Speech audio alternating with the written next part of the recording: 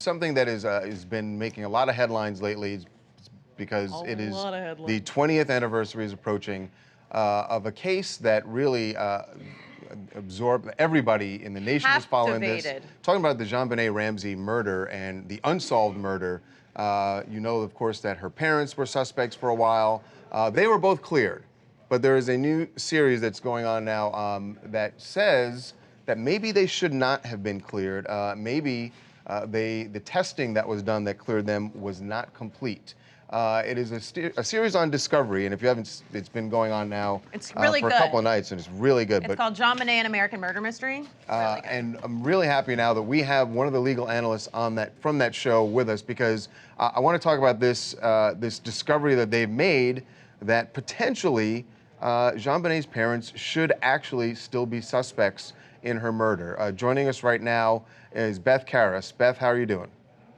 Well, thank you for having me. I'm fine. You know, the point you're making does come out in tonight's episode 3. A DNA expert investigation Discovery used for this series does reach a conclusion that no one should have been ruled out, including John Mark Carr, the guy who came forward in 2006 and claimed he had done it, but the DNA cleared him. He said, no one based on the testing. He'll explain the testing in the episode. I'm not a scientist. I probably can't explain it as well as he does, but he'll explain why it wasn't so sophisticated that all these experts, I mean, and including the Ramseys, shouldn't have been excluded. But how does DNA, if the Ramseys' DNA is on, they're the parents. Like, of course, I'm sure their DNA was all over her clothing that they washed and folded and put in her drawer. And right. You would expect, of course, that the parents' DNA is going to be on her. Inside her underwear, I don't know. But he does say that all of these intruders who have been exonerated, and some of them are really kind of interesting, and you know, one of them could have been could have been the murderer. He's dead now, though. So this guy's saying, look, you need to kind of look at other evidence, or maybe even do more sophisticated testing.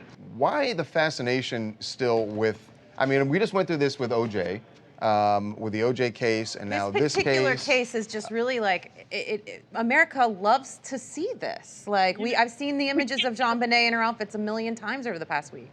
You're absolutely right, Kelly and Charles. We can't get enough of it because this little girl was so beautiful, and she was made up and dressed up and hairsprayed and made to look like she was 26, not 6. She was in a beauty pageant, which most people really can't relate to a toddler doing, but we know these pageants exist. Her mother was a beauty queen. So you have wealth, you have a true mystery, but every handwriting expert has not been able to say Patsy Ramsey didn't write it. Only one has been able to say she wrote it. Most say we can't exclude her.